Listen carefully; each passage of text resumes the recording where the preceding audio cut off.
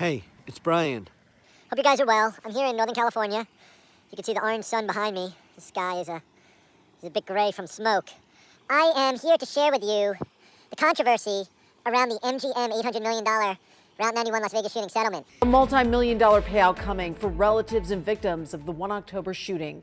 Thanks for joining us tonight. I'm Trisha Keene. And I'm Ty Quinones. The judge's ruling comes as right now our community gets ready to honor the lives lost 3 years ago later.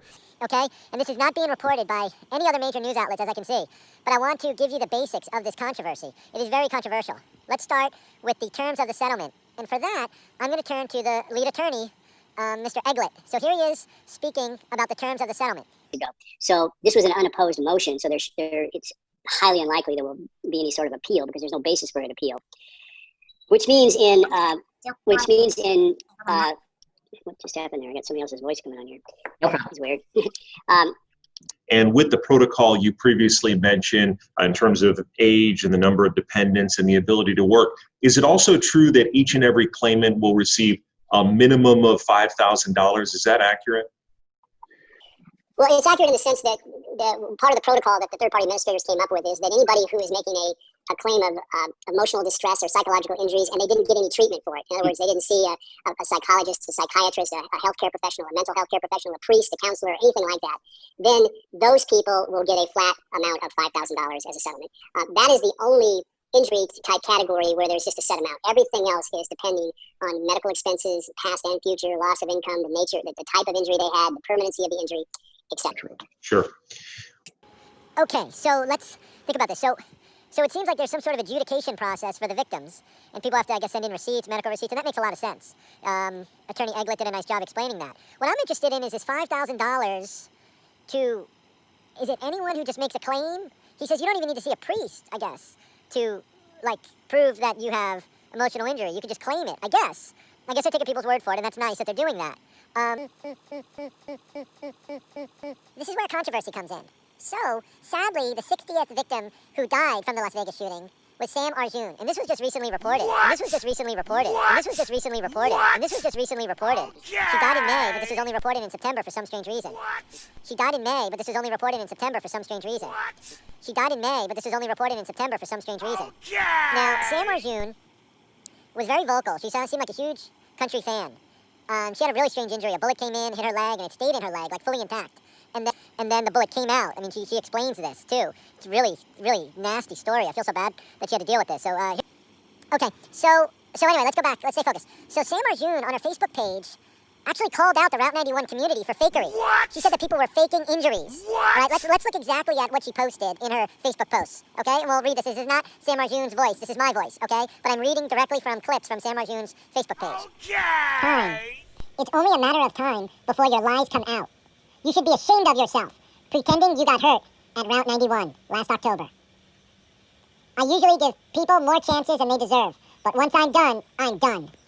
As October 1st is approaching us, I wanted to let my family and friends know about some scams that are out. There are a lot of people claiming to have gotten injured at Route 91 festival last year.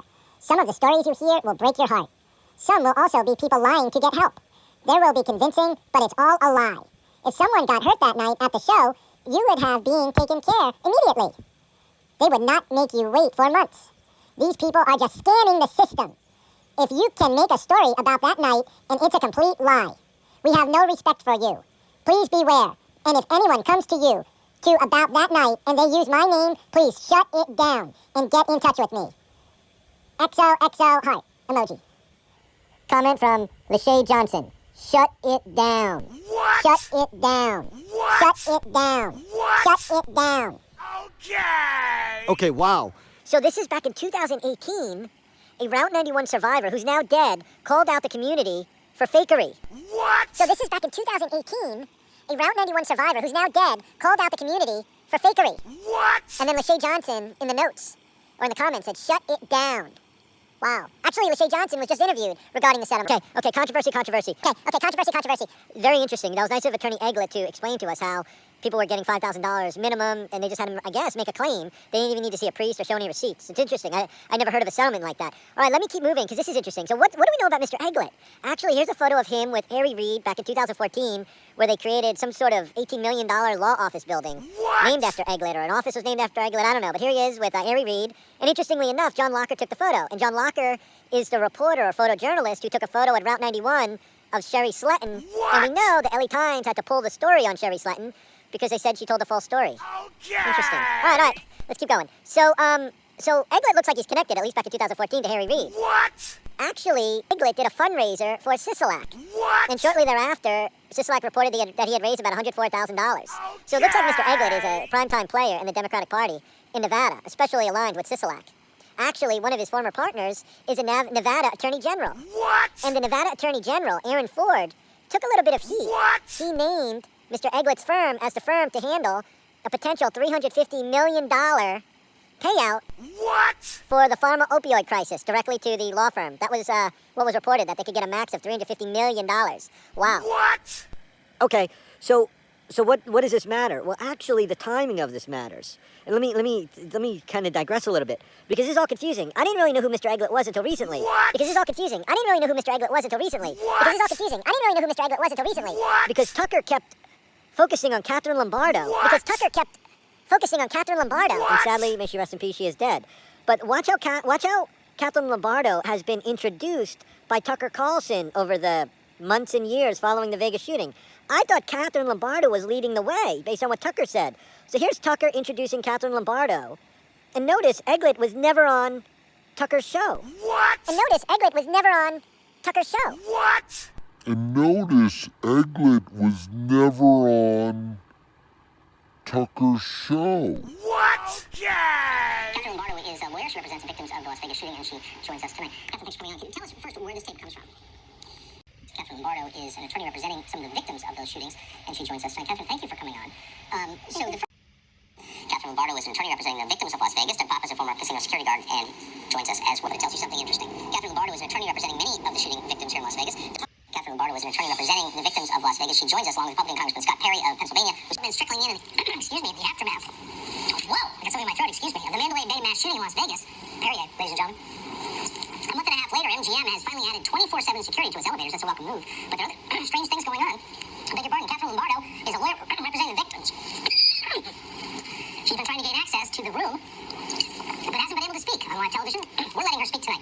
Catherine, thanks a lot for coming on. And I Thank beg you. your pardon Thank you for very my much, coughing. Tucker. Thank you. That's okay. Take a breath and a drink, and it'll pass. It has. Thanks so much. So, Okay, so why is this interesting? Well, here's a clip by Eglet talking about the settlement, and he mentions that he started gathering the various attorneys back in January of 2018. But after 2018, Tucker kept reporting Catherine Lombardo as a victim's attorney. I don't understand this. What was Tucker doing? What? I don't understand this. What was Tucker doing? What? I don't understand this. What was Tucker doing? What? Didn't Catherine know that Eglet was leading the show? What? I don't understand this. What? I don't understand this. What? I don't understand this. What? I don't understand this. What? I don't understand this. I What? don't understand how this happened. So let's...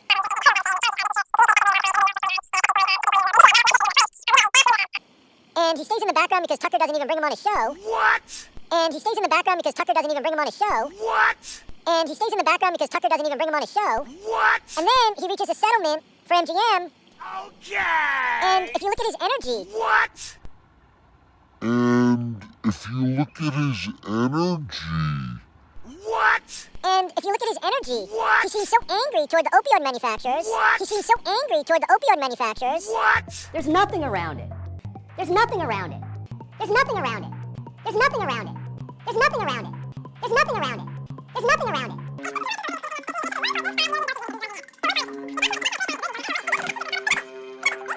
But he seems really laid back regarding MGM.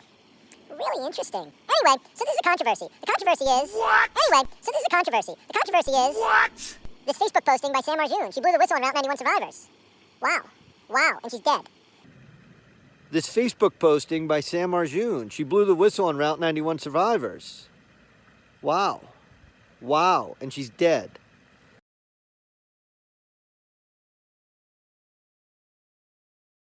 Another controversy? Aaron Ford. handed the pharma opioid lawsuit over to his former partner, Mr. Eglet. And then Mr. Eglet also, within months of each other, takes over the MGM settlement. And for some reason, Catherine Lombardo was leading point on Tucker's show. Makes no sense. Makes no sense. Makes no sense. Makes no sense. Makes no sense. Makes no sense. Okay!